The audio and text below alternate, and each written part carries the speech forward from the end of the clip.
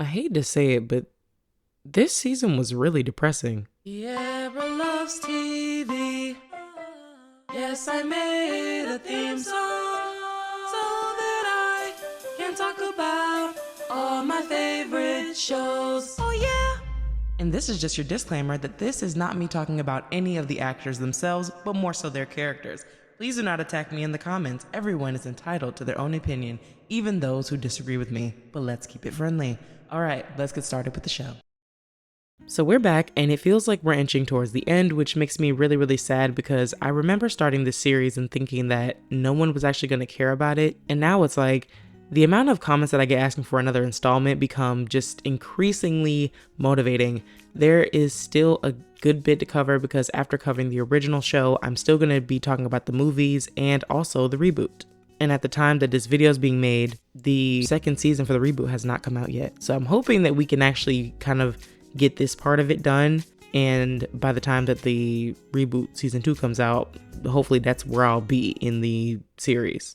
Apparently this season is short because Sarah Jessica Parker, I'm gonna call her SJP for short, was pregnant during the season, which if you look at her in episode 3, I feel like you can kind of see it right there. Like when she has her outfit on and she's walking in the casino. I also read that Cynthia Nixon was also pregnant during this time. I hate discussing real people because I feel that you don't really know anybody unless like you live with them. And who knows how true what we see on the internet actually is. So yeah, according to the internet and the powerful people at Google, also people thought that they actually saw SJP's son in the show, but basing it off of what I've read, I think that can easily be debunked by two things. One, SJP gave birth a month after the last episode of season 5 aired, and she actually came forward saying that he didn't. But that's neither here nor there. Let's go ahead and talk about season 5 of Sex and the City. In the story's timeline, episode 1 takes place 3 weeks after the last episode. Carrie is embracing the single life, Samantha is avoiding Richard's calls, and Miranda is having her first lunch with the girls as a mom. Charlotte discusses the topic of having only 2 soulmates in life. I feel bad for Miranda because she's alone in like the first time mom club and none of them can relate. I thought it was extremely kind of Samantha to let her take the hair appointment, considering how hard it was to schedule one in the first place. Charlotte changes her last name on her door in an effort to begin moving forward from Trey. A topic I am really excited to talk about is how differently relationships are depicted now versus then. Because now, if Richard were to be calling excessively like that, talking about how he wasn't going to leave her alone, it would come off extremely creepy. I'd love to explain my theory on why I feel like that's happened. Trying to decide if that should be a video idea or if I maybe make a short out of it, I don't know. The ED jokes are so outdated and it's uncomfortable to listen. Samantha handing out flyers with Richard's face on them is iconic. And we got Mrs. Miranda Bailey from Grey's Before Grey's playing the cop, and that always sticks out to me because I watched this show after I had like finished Grey's Anatomy. Well, not really finished it. I think I stopped it at season 15. I don't think I watched it again since season 15. Carrie's conversation with the guy that she talks to while waiting in the rain and him totally missing her joke is so me. Miranda had me cracked up when her cat tried to eat Brady's belly button. In episode 2, Carrie's editor tells her that some people are interested in turning her column into a book. They discuss optimism versus pessimism. Samantha is trying to trust Richard again after a fishy situation. Miranda is getting Brady baptized. And Steve's mom, well, I don't want to say she's racist, but His wife is black. She's not very friendly. Thinks I have a problem with her, but I don't. I don't know why, but Final Cut Pro decided to cut this part out where I was talking about how this scene reminded me of a really weird encounter I had with a white person once where they told me that one of their family members actually had the option to join the KKK and chose not to. Somebody help me. Like, why do I have the face that attracts this stuff? Like, if that's the goal, if the goal of it is like, oh, I'm trying to prove that I'm not racist so that you don't feel threatened by me, if that's really like the honest source of where that comes from, then, there's other ways to show that you're not racist. You don't have to come up with some really traumatizing story about you like having the potential to be involved in something super racist and harmful to black people. You don't have to do that. It's okay. Back to the show. Anyway, Miranda at the christening is so me, and I hate the idea of a baby's soul being cleansed too. That's what I'm telling you, like Miranda really sticks out to me as a character because she's just super relatable. I don't like the joke that they make in the store about Brady wearing a dress, but I understand that at the time, like, jokes like this weren't considered offensive by the general public, or at least like it wasn't something that is at the capacity that things are now when you say something like that. Like, a show today could never get away with making a joke like that without backlash. After they've given Charlotte more depth, I can honestly say that I like her more now. And on today's episode of Men That Make Me Uncomfortable, he was doing all the things that, like, when those not all men types, the ones that just, what do I want to say? The like, I'm a super nice guy. He was like Ross Geller. It was giving Ross Geller. Yeah. It was giving Mike from Twilight. Okay, I'm done. I'm so sorry. Okay. I'm not. I am always completely unfazed by men showing interest in religion, especially in cases like this, because it just feels like manipulation. And listen, I had someone that I knew, like, they tried to do something like that. They tried to, like, use religion to manipulate a situation where they were so obviously wrong to try to make me and a bunch of other people empathize with them. In episode 3, Charlotte and the gang celebrate Charlotte's 36th birthday in Atlantic City. Miranda tries to enjoy a weekend away from the baby, Carrie is concerned about maintaining her friendships, and Samantha ends up breaking up with Richard. This is a question I want you guys to try to, like, answer, because I want to know everybody's different opinions on it. Do you think that Richard was going to still cheat? Because they don't actually show where he does it, but I feel like it might be almost implied that that's what happens after Samantha breaks up with him, is that he does end up sleeping with the maid, or that he was always intending to cheat on her. I don't know what I think about that. Like, I'm always kind of torn. Like, I'm like, on one hand, it's like, was he going? I don't know. Like, I can't commit to an answer when it comes to this. When Carrie says, either he didn't show, or he took one look at me and ran for the hills. Which is worse? It reminds me of the episode of Friends where Phoebe and Joey are trying to set Rachel and Ross up on terrible dates, and Ross's date never shows up. One thing about it, two things for sure. Miss Charlotte York here, she's always going to know a couple who knows a couple who knows a couple that magically made XYZ situation work. Every single time that Carrie has a problem, she's going to be on the side.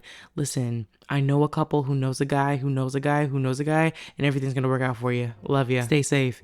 That's always going to be her advice every time. In episode 4, Carrie is having trouble picking a book cover. Miranda is trying to deal with her weight gain from having her baby, and she dates a man with bulimia. Samantha is trying to help Carrie with her book cover. Charlotte is trying to begin moving on after her separation from Trey. Carrie was definitely acting weird in this episode. Like, we're not even going to downplay it. She was acting weird, and she was also full of crap when she said that she hasn't really been showing her body lately, because literally the last episode when she was walking around wearing a crop top with her cleavage showing. What are you talking about, Carrie? I understand that it was like a different time, but I feel like she was really just saying anything. Like, she was saying a whole lot of stuff, but she really wasn't saying anything at all, which is something that I do often when I am in social situations that make me uncomfortable, but that's not the point. That's not the beast that we're trying to conquer today. The ED jokes in this episode were something. Like that guy, it just felt, it was giving caricature. Like, it felt like it was more intended to be like funny, like how Norbit was supposed to be funny. If you're listening and you have not seen Norbit before, Norbit is a movie by Eddie Murphy, and he plays like a lot of the different characters in the movie. I think that he's a very, very great talent, but that movie right there is nothing but an excuse to make fun of plus size black women, and you cannot tell me otherwise. But that's not what we're here to talk about today. Let's get back to Sex in the City. And also, they were using the H word a lot in this episode as well. I've already talked about this before. It rhymes with looker. I'm not going to say it because in the SW community, if you don't know what it means, you're too young, and please get off of my videos.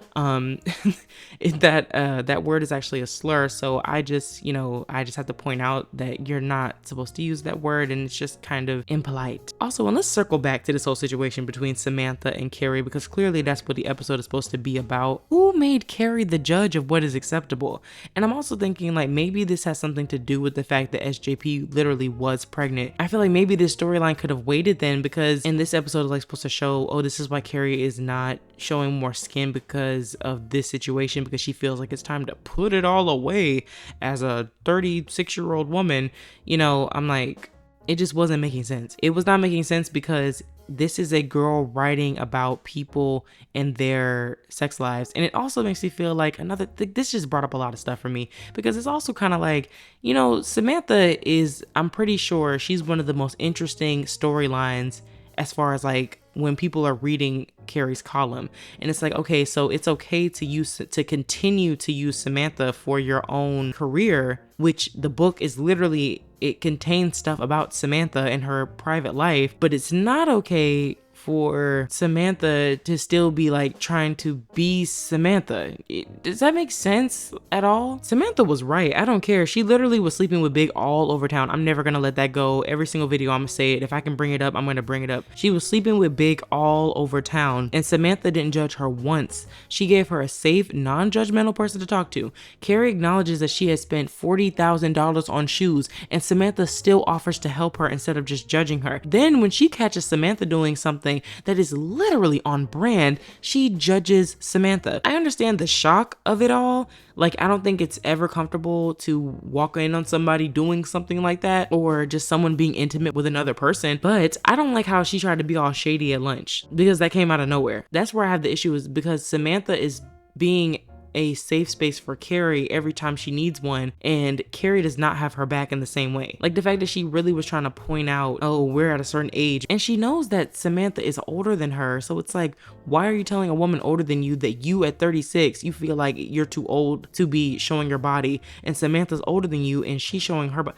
Like, you see what I mean? You see how messy this is? You see how, like, yeah, this was not a good moment for Carrie in this season. Like, I think for the rest of the season, she was okay. It was not a good reflection of her character. But then at the end, Carrie does come around to admitting her mistake. Like I said, my main issue with it was the fact that she was judging Samantha. It was not about the shock. In episode 5, Carrie meets Burger, as in cheese, but he has a girlfriend. It's Carrie's book release party. Bunny shows up at Charlotte's unannounced, threatening to take the apartment back. I feel like Bunny bothering Charlotte about this apartment was really just a power move, like it was giving Emily Gilmore, because it came out of nowhere. Miranda tries to mix her old life with her new one, and Samantha gets a chemical peel. I totally relate to Carrie not remembering what someone looks like when she likes them. And that was such an awkward lunch between Carrie and her editor at Vogue. I love when they show how awkward Miranda is, because it just reminds me of myself. I think the subplot about Carrie's editor at Vogue living a double life is a reminder that you shouldn't look at other people and their relationships aspiring to be like them, because you never know what a relationship looks like behind closed doors. It's really one of the main reasons why I stopped saying couple goals a long time ago, because every couple that I ever looked at online and thought my own should be like have ended up either breaking up or some huge unveiling of secrets and lies has happened. In episode 6, Carrie is waiting on a New York Times review for her book and is obsessing about Nina Katz, a girl going around talking about Carrie and Aiden's relationship. Miranda's having a hard time with Brady when he won't stop crying. Samantha deals with a broken adult novelty and tries to help Miranda by letting her take her hair appointment so Miranda can get a break from the baby. Charlotte meets Harry, her divorce lawyer. Nina is really weird as hell for walking up to someone that she doesn't even know and making that face about a relationship that she was not in. In the words of Miranda, Fuck that fucking face, girl. so here's two issues that I have with Miranda and the neighbor. First off, as a character, taking race completely out of it, I don't understand why she felt compelled to come knocking on a clearly struggling mother's door and harass her about her baby crying, and harass her about not speaking as background characters in their lives. It's hurtful. As a character, it would have made more sense if the way that they introduced this character was by seeing her offer to help Miranda from the jump. I don't know why in this time period, like, it seems like Hollywood was just obsessed with this actually not so frightening black character trope. It feels so uncomfortable to watch no matter what show it is. Carrie's freak out in this episode honestly reminds me of what I'm like when I'm not feeling too great about myself. Why was Magda staring at Miranda when she was on the phone talking to Carrie? I don't know what that was supposed to mean. I don't know if it's supposed to mean anything, or was it supposed to mean that she's just a nosy lady, or like I didn't pick up on that. I was so happy when the telegram came and we found out that it was Trey defending Charlotte. And Bunny was just sitting there like she won, but then he started reading. I also think that it's funny that the one time that Trey actually stands up to his mother, he's not a lot of disagreement. But I loved Miranda's hair this season. Like in the episode where Samantha tries to give her the hair appointment, they try to make it seem like her hair is just so unruly, but I actually was kind of liking it. The redhead neck length bob, I don't know, I just feel like it looks good on her. In episode 1, I love Charlotte's black dress for the sailor party. In episode 2, Charlotte's pink and black dress at the seminar. I love the hearts. Miranda's outfit and her necklace at the christening, and Charlotte's hair and outfit at the christening was honestly giving. In episode 4, Charlotte's hair and casual outfit for the library. And then episode 5, I don't know what happened, but like rent was due for this stylist because Carrie's bob looked good, her outfit walking home. Charlotte's hair was so voluminous. voluminous. That word is escaping me. And Charlotte's party outfit, it was just classic Charlotte. In episode 6, Carrie's ponytail when she's talking to Steve. In episode 7, Carrie's short hair and makeup for her dinner with Big. And lastly, in episode 8, I loved Miranda's black dress. I found it very interesting that despite this season being one of the shortest seasons probably in history, there were still things to talk about. The reason that I'm saying that this season was so depressing was because, everything they were doing was just to remind the audience that they are getting older. They kept mentioning age. There was an episode where Carrie kept mentioning her age, Charlotte's birthday episode. They're telling us that they're old because the show is ending. And it's bittersweet because on one hand, I'm like, yay, now I get to discuss the reboot. But who knows how many seasons that they're going to actually do the reboot. So it's like, man. But anyway, we're inching towards the end. I'm really, really sad about it. If you like this video, please be sure to give it a thumbs up because then that will recommend it to other people and they will be able to experience the same joy as you. And if you didn't like it, make sure to keep those comments respectful. It's been fun. I'll see you guys in the next one.